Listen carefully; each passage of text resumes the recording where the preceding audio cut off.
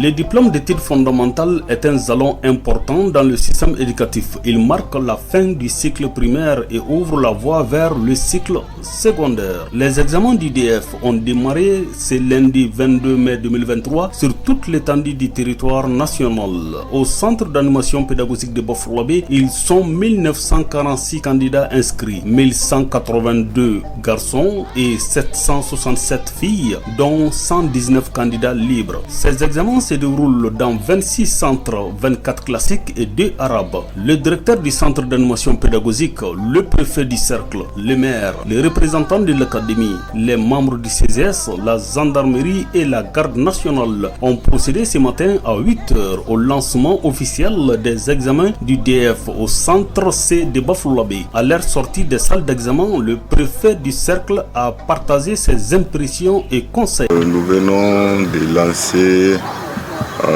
la première épreuve du DF, session de mai 2023. Nous avons fait le tour des salles de classe avec l'équipe qui m'accompagne. Et nous avons commencé par rappeler aux élèves, aux candidats, un certain nombre de principes. Le premier, c'est de garder le calme et d'aborder les sujets avec toute la sérénité requise. Et ensuite, ne compter que sur ses propres forces. Et enfin, ne jamais tenter par ce qui est illégal. Donc, les mêmes principes ont été rappelés aux surveillants.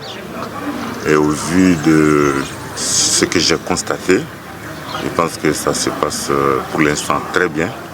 Et j'espère qu'en tout cas, tel qu'on a commencé, ça va se terminer très bien. Parce que nous vivons une année scolaire un peu particulière, dans le bon sens. Parce qu'il y a des décennies où on n'a pas travaillé dans le calme comme on le voyait avant, quoi. Donc je pense que je prie Dieu pour que ça soit le déclic et que chaque année, qu'on puisse organiser le DF au mois de mai, quoi.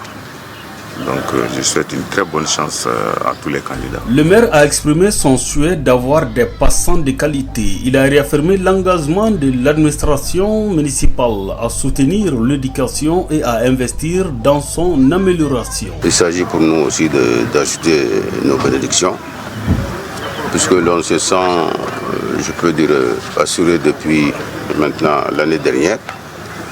Les conditions dans lesquelles les examens se sont passés nous rassurent. Je crois que cette année, ça sera la même chose. Surtout quand on voit à côté de nous une équipe technique plus assurante, puisque c'est des collègues avec lesquels nous avons toujours travaillé autour de la chose. Nous sommes rassurés. À cela, il y a le représentant de l'académie qui vient de s'ajouter. Donc ça veut dire que cette année, je crois que comme l'année dernière, on sortira grandi, on sortira avec des admis de qualité. Alors, le reste, comme je l'ai dit, il s'agit de faire une bonne bénédiction et de dire aux autres d'être sereins. Le directeur du centre d'animation pédagogique fournit des données sur les candidats et les centres et exprime également sa satisfaction quant au bon démarrage des examens du DF. Cette année, nous avons 1946 candidats et ces candidats sont en train de composer dans 26 centres, dont 2 centres mixtes. Centre mixte, ça veut dire les centres où on fait arabe et français. Alors, nous sommes très satisfaits parce que tous les surveillants et les candidats ont répondu présents à l'appel. Alors je leur demande vraiment de respecter les règlements des examens et la police de surveillance.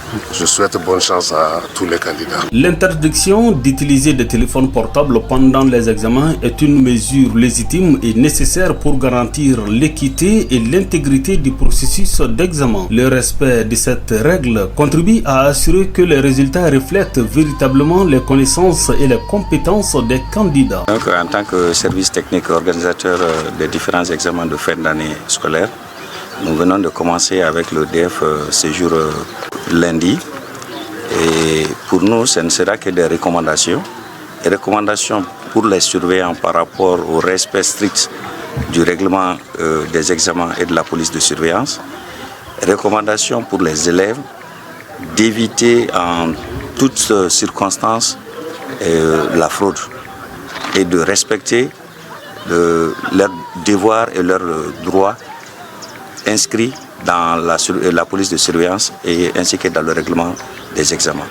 Et nous allons mettre un accent particulier sur l'utilisation du téléphone.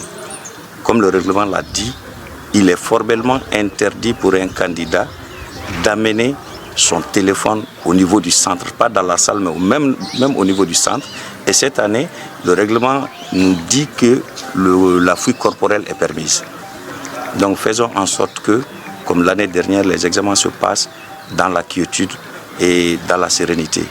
Et nous souhaitons bonne chance à tous les candidats. Le directeur du centre d'animation pédagogique souhaite à tous un bon déroulement de l'examen et espère que le résultat sera positif.